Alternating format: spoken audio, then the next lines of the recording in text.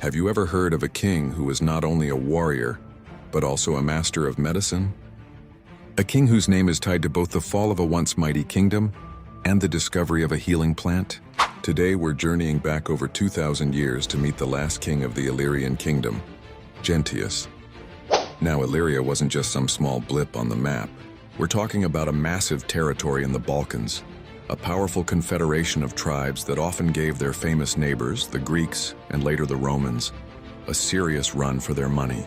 Gentius came to power around 181 BC, inheriting a kingdom with a long, proud history. But it was a kingdom standing on a precipice. The shadow of Rome was stretching longer and longer across the Mediterranean. From the start, Gentius was a complex figure. He wasn't just a ruler, he was a shrewd political player. He centralized power, established a new capital, and even minted his own coins, which was a big deal back then. It was a clear statement: we are Illyrians, a sovereign people. He strengthened his navy, a force that had long been feared for its swift, agile ships that practiced a very effective form of, let's call it, state-sponsored piracy. This, of course, really got under Rome's skin. But here's where the story takes a fascinating turn. Amidst all the political maneuvering and military posturing, Gentius had another passion: botany. He was deeply interested in the medicinal properties of plants. Imagine this king, walking the rugged mountains and lush valleys of his kingdom, not just looking for strategic high ground, but carefully observing the flora.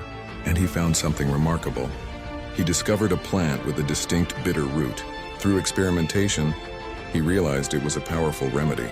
It could treat digestive issues, fever, and even malaria, which was a scourge of the ancient world.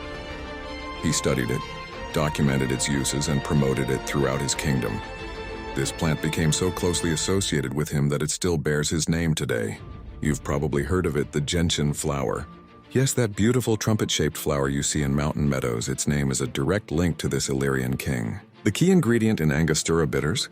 That's from the gentian root. So every time you enjoy a classic cocktail, you're tasting a piece of King Gentius's legacy. He was a pioneer of ethnobotany, a king scientist long before such a term existed. But a kingdom can't be saved by herbal remedies alone. The political climate was heating up. Rome was expanding, and they saw Illyria's independence and powerful navy as a direct threat. Tensions escalated, alliances were made and broken. Gentius, in a bold move, allied himself with Perseus of Macedon, another king trying to resist Roman domination. It was a gamble, a final stand against the inevitable. The war, when it came, was shockingly swift. The Third Illyrian War lasted only 30 days. The Roman legions,